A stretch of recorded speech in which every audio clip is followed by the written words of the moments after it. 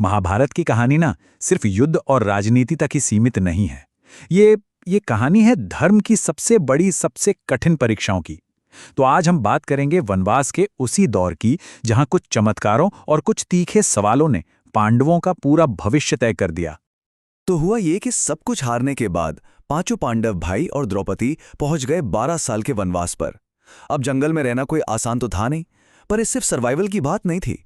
ये तो एक तरह की अग्नि परीक्षा थी, एक ऐसी भट्टी जहां उनके सब्र और उनके धर्म दोनों को तपना था।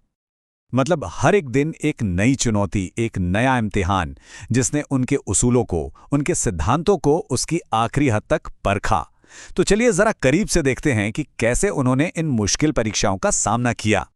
तो सबसे पहली और सबसे बड़ी चुनौती जो सामने आई वो थी मेहमान नवाजी की। देखिए, जंगल में होने के बावजूद उनकी कुटिया में ऋषि मुनियों का, मेहमानों का आना जाना लगा ही रहता था। अब युधिष्ठिर के लिए ये बहुत बड़ी चिंता की बात थी। मतलब वो सोच में पड़ गए कि भाई, बिना किसी साधन के इतने सारे लोगों को रोज भोजन कैसे कराया जाए। और इसी गहरी चिंता में उन्होंने सूर्यदेव की आराधना शुरू कर दी। और जानते हैं क्या हुआ? उनकी तपस्या का फल मिला। सूर्यदेव ने उन्हें एक चमत्कारी चीज दी, अक्षय पात्र।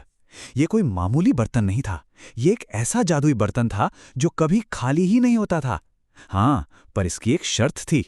शर्त ये कि जब तक द्रौपदी अपना भोजन खत्म नहीं कर लेती, तब तक ये पात्र चाहे जितने लोग आ जाएं, हजारों को भी खाना खिला सकता था। लेकिन पांडवों की ये खुशी ज्यादा दिन नहीं टिकने वाली थी। क्यों? क्योंकि हस्तिनापुर के महल में बैठा उनका चचेरा भाई दुर्योधन ये सब देखकर जल भुन रहा था। और वहीं बैठे बैठे उसने एक बहुत ही शातिर, एक बहुत ही खतरनाक चाल चली।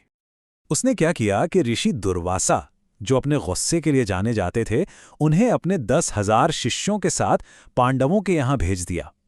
और टाइमिंग देखिए, भेजा भी ठीक उस वक्त जब द्रौपदी अपना भोजन कर चुकी थीं।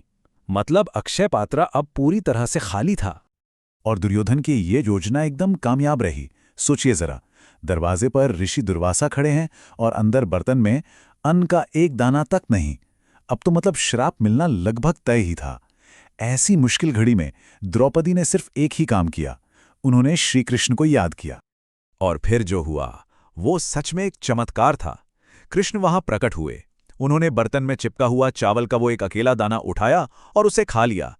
और कहते हैं कि उस एक दाने को खाते ही पूरे ब्रह्मांड की भूख शांत हो गई। तो फिर ऋषि दुर्वासा और उनके 10,000 शिष्य क्या चीज थे, उनकी भी भूख मिट गई। और इस तरह पांडव एक बहुत बड़े संकट से एक बार फिर बच गए। तो ये तो थी एक घटना। अब चलिए कहानी में थोड़ा आगे बढ़ते हैं, लगभग 12 साल आगे। वनवास का अब आखिरी दौर चल रहा था और पांडवों का एक और, शायद सबसे मुश्किल इम्तिहान उनका इंतजार कर रहा था। और इस बार परीक्षा बल की नहीं, बुद्धि की थी। तो हुआ यूं कि एक दिन जंगल में भटकते भटकते पांचों भाइयों का प्यास से बुरा हाल था। पानी की तलाश में वो सब एक एक करके अलग अलग दिशाओं में निकल पड़े। एक एक करके चारों भाइयों को एक बहुत ही सुंदर साफ पानी का सरोवर मिला।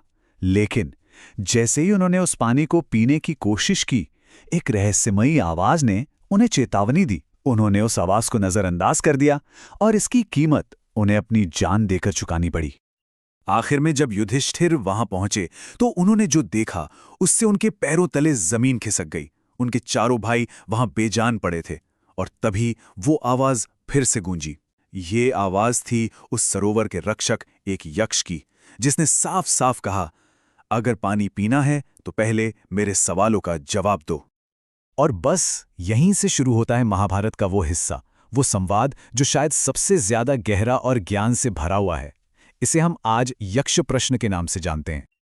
अच्छा, यक्ष के जो सवाल थे वो कोई मामूली पहेलियां नहीं थी। नहीं, वो जिंदगी, मौत और दुनिया के रहस्यों से जुड़े गहरे सवाल थे।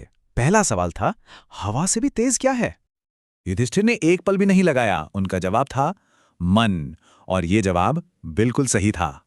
इसके बाद यक्ष ने एक और गहरा सवाल पूछा, एक ऐसा सवाल जो सच में युधिष्ठिर के ज्ञान की गहराई को परखने वाला था। और युधिष्ठिर का जवाब, जरा इस जवाब की गहराई देखिए, जो आज भी उतना ही सच लगता है। इस जवाब ने यक्ष को बहुत बहुत ज्यादा प्रभावित किया। तो जब युधिष्ठिर ने सारे सवालों के सही जवाब दे दिए तो यक्ष उनसे बहुत खुश हुआ और उसने युधिष्ठिर को एक वरदान दिया कि वो अपने चारों भाइयों में से किसी एक को दोबारा जिंदा कर सकते हैं। अब जरा सोचिए, ये कितना मुश्किल चुनाव रहा होगा। एक तरफ थे महाबली भीम, दूसरी तरफ महान धनुर्धर अर्जुन। किसको चुने? ये परीक्षा अब प्यार या जरूरत की नहीं थी, ये परीक्षा थी न्याय की, धर्म की। लेकिन युधिष्ठिर ने जो फैसला लिया वो दिल से नहीं बल्कि धर्म के तराजू पर तौल कर लिया था। उनका तर्क बिल्कुल साफ था। उन्होंने कहा, मेरे पिता की 2 पत्नियां थीं, कुंती और माद्री। कुंती का एक बेटा यानी मैं तो जिंदा हूं, तो न्याय तभी होगा जब माद्री का भी एक बेटा जिंदा रहे। और ये सोचकर उन्होंने नकुल को चुना। युधिष्ठिर का ये निस्वार्थ फैसला, ये उनके धर्मराज होने का सबसे बड़ा सबूत था। और बस इसी पल यक्ष ने अपना असली रूप दिखाया। वो कोई यक्ष नहीं बल्कि स्वयं धर्मदेव थे, युधिष्ठिर के पिता। यही तो उनकी असली, उनकी आखिरी और सबसे बड़ी परीक्षा थी, और वो इसमें पूरी तरह से पास हो चुके थे। धर्मदेव के आशीर्वाद से चारों भाई फिर से जिंदा हो गए। तो इस तरह 12 साल का कठिन वनवास तो पूरा हुआ। लेकिन मुश्किलें अभी खत्म नहीं हुई थीं। कहानी में एक और मोड़ आना अभी बाकी था। अब शर्त थी 13वें साल की, जिसे कहते हैं अज्ञातवास। मतलब एक पूरा साल अपनी पहचान छिपाकर गुजारना था। और शर्त ये थी कि अगर इस 1 साल में उन्हें किसी ने भी पहचान लिया तो उन्हें फिर से 12 साल का वनवास भोगना पड़ेगा। तो अब सबसे बड़ा सवाल ये है कि क्या ये महान योद्धा, ये राजकुमार नौकर बनकर 1 साल गुजार पाएंगे? क्या वो अपनी पहचान छिपाने में कामयाब होंगे?